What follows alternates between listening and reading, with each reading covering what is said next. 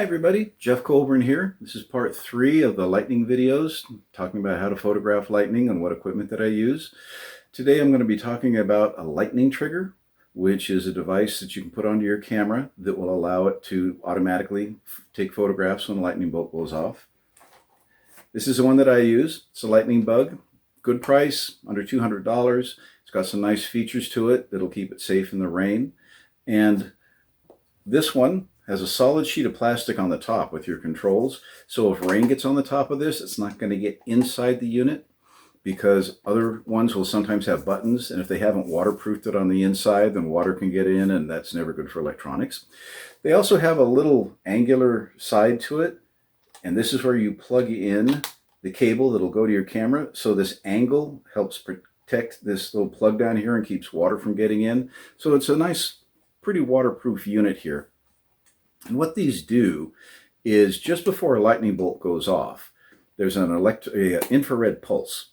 And these units see that pulse, fire your camera. By the time the camera fires, the lightning bolt has gone down. And so that's how you get your pictures. You can get these that cost a little less. You can get these that cost a lot more. Just depends which features you want and what's going to work for you. So the advantage of this is you're going to get pictures of lightning without having to go through tons of photographs when you're not using one of these. When I used to not have one of these, if I was shooting in the daytime, I used a 5-stop neutral density filter. And if I was at night, just set it up the same way so that I would be able to take about a 30-second exposure. And I would just take one 30-second exposure after another, come home to 300 photographs, have to go through every single one of them to see which ones had lightning in them. With this, I come home, I'll go through 20 or 30 images, and about 25 of them will have lightning in them, so it saves me a lot of time.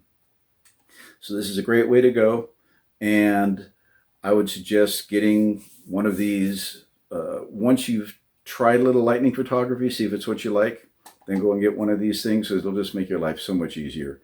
Now, one thing you want to be aware of, sometimes this will fire your camera, and you'll look and you won't see any lightning. And that's because these have a field of view. These might be, say, 36 degrees, but your camera might be looking at 30 degrees. So in that 6 degrees that your lens can't see, but this unit can, there might be a lightning bolt, so it'll fire your camera. So if you get that and you see a black frame, if you're shooting at night, black frame, that's what happened, is there was lightning outside of what your camera can see, but inside of what your lightning bug can see. So just kind of, there's nothing wrong, just be aware of it. These will come with controls that allow you increase or decrease the sensitivity of the unit. Depends if you're shooting at day, at night, what are the lights in the area, because some other lights can set these off. So you want to be able to adjust it that way, and this adjusts pretty easily. I also keep a cheat sheet with me that shows how to set this up for different lighting conditions. Bright light in the daytime, dark at night, sunrise, sunset, cloudy day, that kind of thing. So you can really adjust it to any kind of lighting condition that you've got. So get one of these, I would suggest, pretty quick after starting to do lightning photography. Check the notes below. You'll find links to all of the equipment that I've mentioned in all 3 videos. And you will also find links to 3 articles on my site that talk about this. One of them talks about the lightning bug. One of them talks about taking lightning photography, which is how to take lightning photographs and live to tell about it. And then I've got a third one that talks about how to photograph on a windy day, because you're going to encounter a lot of wind out there. If it's nighttime, not going to make that much difference. If it's daytime and you've got plants and bushes and things, what do you do to compensate for that? So check out those links.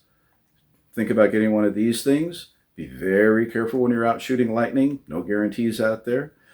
And go out and have some fun. Have a good day.